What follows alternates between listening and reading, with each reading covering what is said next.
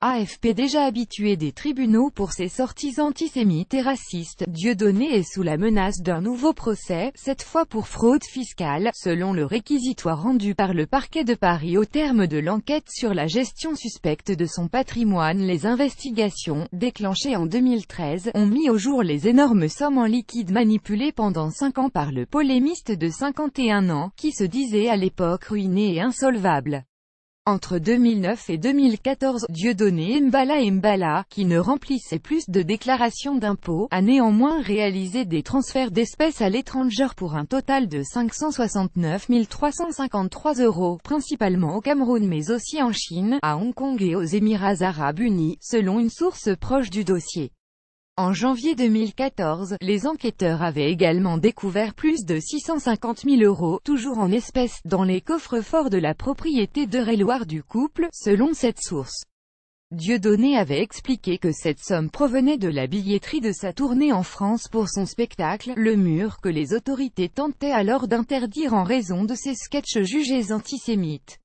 Dans son réquisitoire, signé le 28 septembre et révélé par le site d'information Les Jours, le parquet a donc demandé le renvoi en correctionnel de Dieudonné pour fraude fiscale, blanchiment de ce délit, ainsi que pour abus de biens sociaux au préjudice de sa société Les Productions de la Plume et pour avoir organisé sa propre insolvabilité.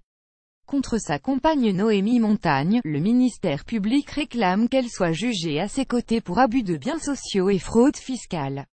Cette enquête, ouverte début 2013 par le parquet de Chartres avant d'être confiée à un juge d'instruction à Paris 1 an plus tard, a révélé l'existence de mouvements financiers particulièrement suspects, occultés, dissimulés, conclut le parquet dans ses réquisitions, dont a eu connaissance l'AFP.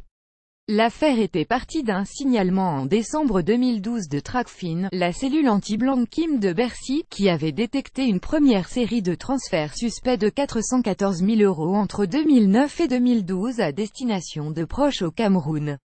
Le fruit d'un héritage paternel, selon la défense de Dieudonné. Pourtant, au début de l'enquête, l'historique des comptes du polémiste ne faisait ressortir aucun retrait d'espèces depuis janvier 2009, selon une source proche du dossier.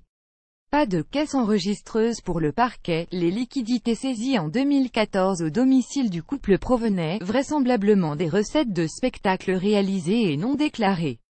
Les investigations ont d'ailleurs établi que le théâtre de la Main d'Or à Paris, où Dieudonné se produisait depuis 15 ans et duquel la justice a ordonné son expulsion mercredi, était dépourvu de caisse enregistreuse comme de terminal de paiement bancaire, selon des témoignages versés à l'enquête.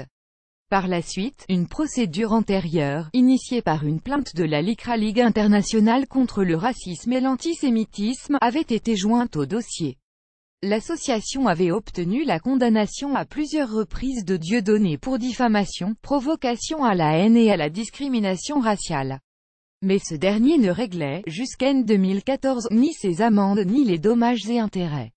Pour le parquet, c'est afin de se soustraire à ces condamnations, que Dieudonné aurait organisé son insolvabilité, en dissimulant tout ou partie de ses revenus, ou de ses biens.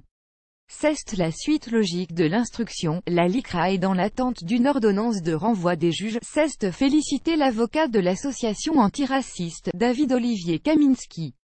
Les avocats de Dieudonné n'étaient pas disponibles jeudi pour réagir. La cour d'appel a par ailleurs confirmé mercredi la condamnation à 2 mois de prison avec sursis et 10 000 € d'amende pour ses propos antisémites dans son spectacle, La Bête immonde.